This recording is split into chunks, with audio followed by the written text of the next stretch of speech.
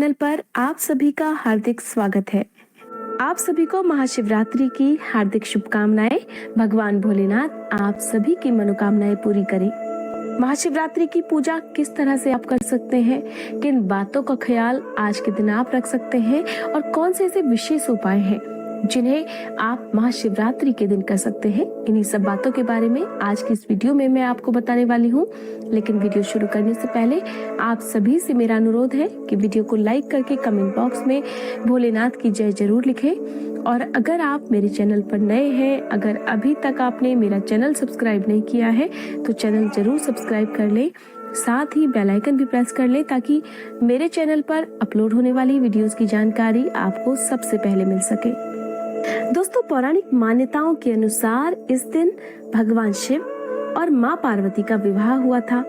इस दिन भगवान शिव और माँ पार्वती की पूरे विधि विधान से पूजा की जाती है। उन्हें भांग, धतूरा, बेलपत्र और बेर चढ़ाए जाते हैं। इस दिन बहुत सारी जगह पर लोग धार्मिक अनुष्ठान करते हैं, शिव पुराण का पाठ अपने घर पर करते हैं, साथ ही रुद्राभिषेक भी करते हैं, महामृत्युंजय मंत्र का जाप अपने घर पर करते हैं। कहा जाता है कि इस दिन महामृत्युंजय मंत्र का जाप करने से विशेष महत्व होता है, अकाल मृत्यु का भय दूर होता है और साथ ही सभी मनोकामनाएं भी पूरी होती हैं। कहा जाता है कि कम से कम जीवन में एक बार महाशिवरात्रि का व्रत जरूर करना चाहिए। ऐसा करने से सभी मनोकामनाएं भी पूरी होती हैं और साथ ही जाने अनजाने में किए गए पापों से भी मुक्ति मिल सकती है। जिन लोगों को विवाह में विलंब हो रहा हो, ऐसे लोगों को महाशिवरात्रि का व्रत जरूर करना चाहिए।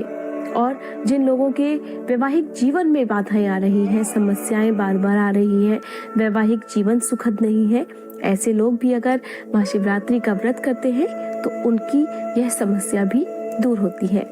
दोस्तों, कहते हैं कि भोले भंडारी अपने भक्तों पर बहुत जल्दी प्रसन्न हो जाते हैं, इसलिए अगर महाशिवरात्रि के दिन खास तौर पर भगवान भोलेनाथ की पूजा अगर विधि विधान से कर ली जाए तो जिस भी कामना की पूर्ति से व्रत रखते हैं वो कामना भगवान भोलेनाथ जरूर पूरी करते हैं।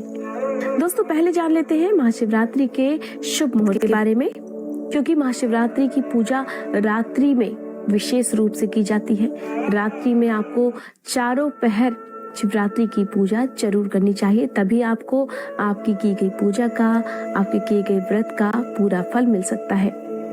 वर्ष 2021 में महाशिवरात्रि का व्रत रखा जाएगा फाल्गुन मास में। दोस्तों, महाशिवरात्रि के दिन सुनी जाने वाली व्रत कथा मेरे चैनल पर अपलोडेड है। आप चाहें तो मेरे चैनल पर जाकर इस कथा को सुन सकते हैं। अब जान लेते हैं पूजन विधि के बारे में।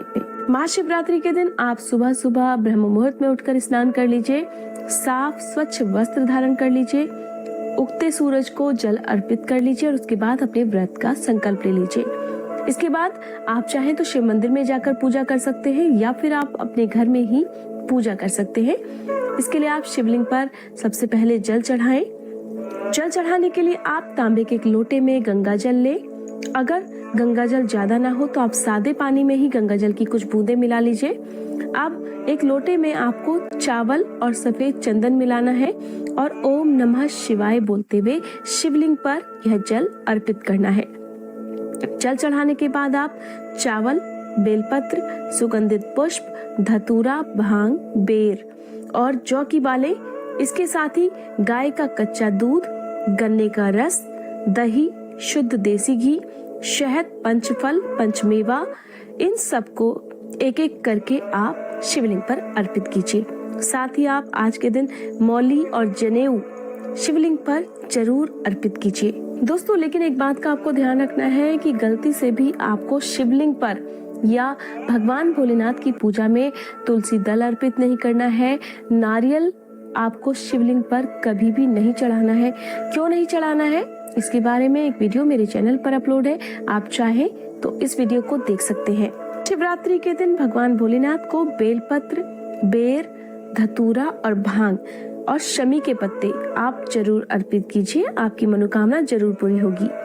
अब जितनी भी आपकी सामर्थ्य हो उतनी बार आप ओम नमः शिवाय मंत्र का जाप कीजिए या फिर आप महामृत्युंजय मंत्र का जाप भी कर सकते हैं। महामृत्युंजय मंत्र का जाप हमेशा रुद्राक्ष की माला के साथ ही कीजिए।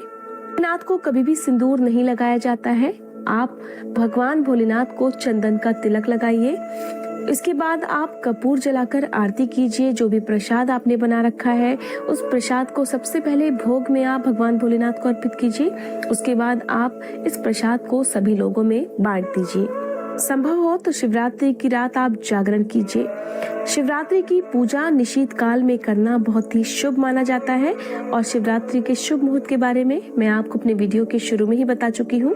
जिन लोगों के विवाह में देर हो रही हो, ऐसे लोग अगर आज के दिन भगवान भोलेनाथ को शहद अर्पित करते हैं या शिवलिंग का शहद से अभिषेक करते हैं और उसके बाद माँ पार्वती को सिंदूर चढ़ाते हैं, तो ऐसा करने से जिन लोगों के विवाह में देरी हो रही है उनका विवाह बहुत जल्दी हो सकता है।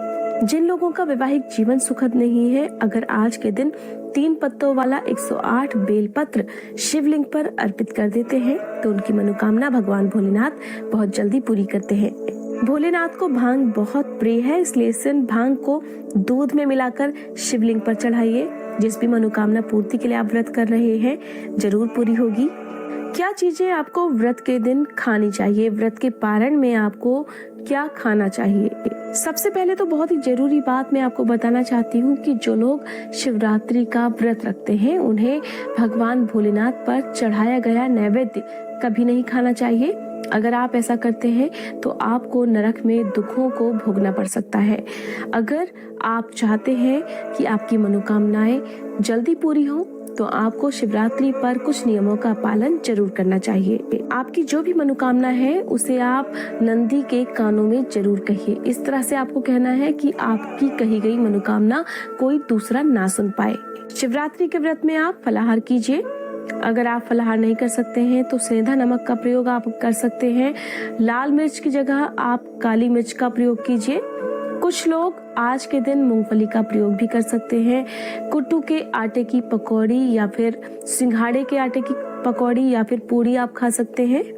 साबूदाने से बना हुआ व्यंजन आप खा सकते हैं। इसके साथ ही लौकी या फिर आलू का हलवा आज के दिन आप खा सकते हैं। सबसे अंतिम और सबसे जरूरी बात, जब भी आप शिवलिंग पर जल अर्पित करें और उसके बाद जब आप परिक्रमा करें तो इस बात का ध्यान आपको रखना है कि आपको कभी भी परिक्रमा पूरी नहीं करनी है।